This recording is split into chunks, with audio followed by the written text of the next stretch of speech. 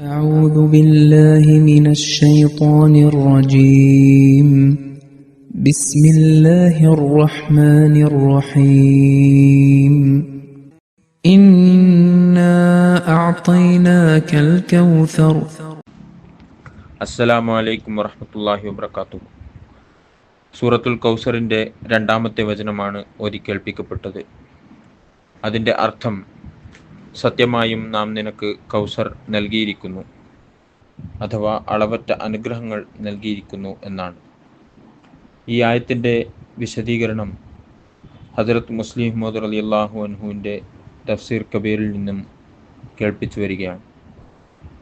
ഇബ്രാഹിമി ദുആയിൽ പറഞ്ഞ 4 കാര്യങ്ങളിൽ ആദ്യത്തെ 2 കാര്യങ്ങളെ സംബന്ധിച്ച് കഴിഞ്ഞ ഏതാനും ദർസുകളിൽ കേൾക്കുകയുണ്ടായി. ഇനി ഇബ്രാഹിമി ദുആയിൽ പറഞ്ഞ 3-ാമത്തെ സംഗതി ഹിക്മത്ത് പഠിപ്പിക്കുന്നു എന്നതായിരുന്നു.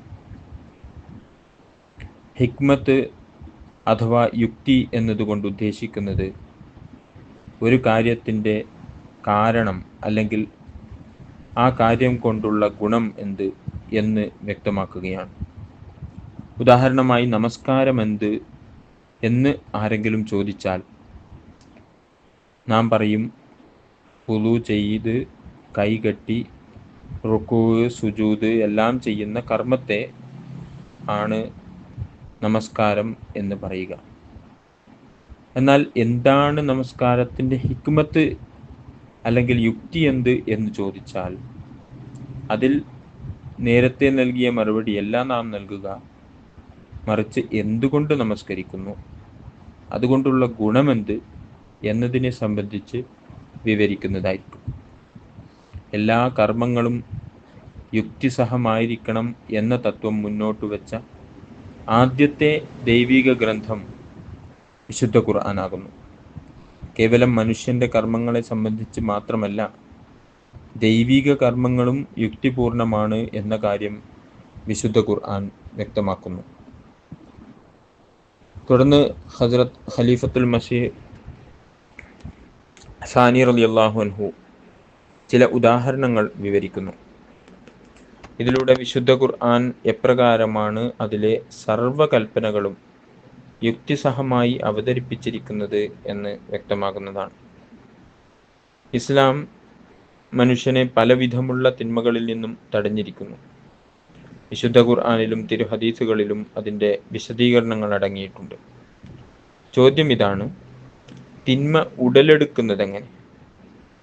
തിന്മകൾക്ക് ചില വാതിലുകൾ ഉണ്ടെന്നും ആ വാതിലുകളെ അടച്ചിടുന്നതിലൂടെ തിന്മകളിൽ നിന്നും രക്ഷ നേടാൻ സാധിക്കും എന്നുമുള്ള കാര്യത്തെ വിശുദ്ധ ഖുർആൻ മാത്രമേ വിവരിച്ചിട്ടുള്ളൂ. ഈസാ നബി അലൈഹിസ്സലാം പറഞ്ഞത് അന്യ സ്ത്രീകളെ ദുരുദ്ദേശത്തോടുകൂടി നോക്കരുതെന്നാണ്. എന്നാൽ സുന്ദരിയായ ഒരു സ്ത്രീയെ നോക്കുമ്പോഴാണ് ദുരുദ്ദേശമുണ്ടാകുന്നത്. ദർശനത്തിന് മുമ്പായി ദുരുദ്ദേശമുണ്ടാകുന്നത് എങ്ങനെ? അപ്പോൾ ഈ കൽപ്പന തന്നെ അർത്ഥശൂന്യമാണ്. എന്നാൽ വിശുദ്ധ ഖുർആൻ നോക്കുക, അത് നമ്മോട് കൽപ്പിക്കുന്നു, നിങ്ങൾ അന്യ സ്ത്രീകളെ നോക്കുകയേ ചെയ്യരുത്. നല്ല ഉദ്ദേശത്തോടെയോ ചീത്ത ഉദ്ദേശത്തോടെയോ ഒരു വിധത്തിലും നോക്കരുത്.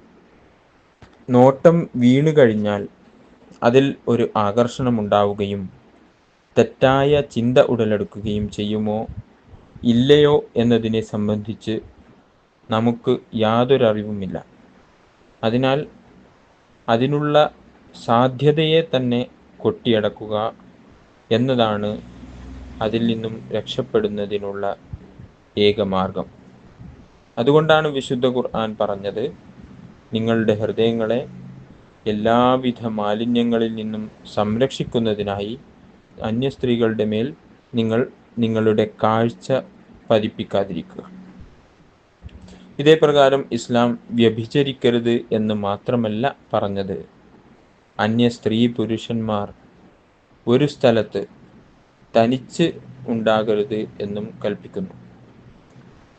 വാസ്തവത്തിൽ തിന്മയുടെ സാധ്യതകൾ മുന്നിലുള്ളപ്പോൾ അതിൽ നിന്നും രക്ഷപ്പെടുക വളരെ പ്രയാസകരമാണ്.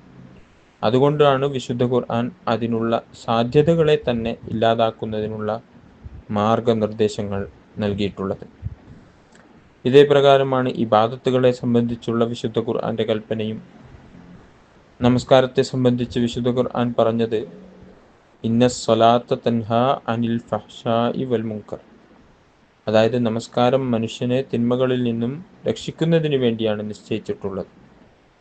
അള്ളാഹു തന്നെ ആരാധിക്കുന്നതിന് വേണ്ടി 10-15 മിനിറ്റ് വ്യായാമം നടത്തുന്നതിനല്ല നമസ്കാരം വെച്ചിരിക്കുന്നത്. മറിച്ച് നമസ്കാരത്തിലൂടെ നമ്മുടെ പരിഷ്കരണം നടക്കുന്നതിനും തിന്മകളെ നാം ഇല്ലാതാക്കുന്നതിനുമാണ് നമസ്കാരം. ഇൻഷാ അല്ലാഹ് ബാക്കി അടുത്ത ദർസുകളിൽ വിവരിക്കുന്നതാണ്. വആഖിറു ദഅവാന അനിൽ ഹംദുലില്ലാഹി റബ്ബിൽ ആലമീൻ.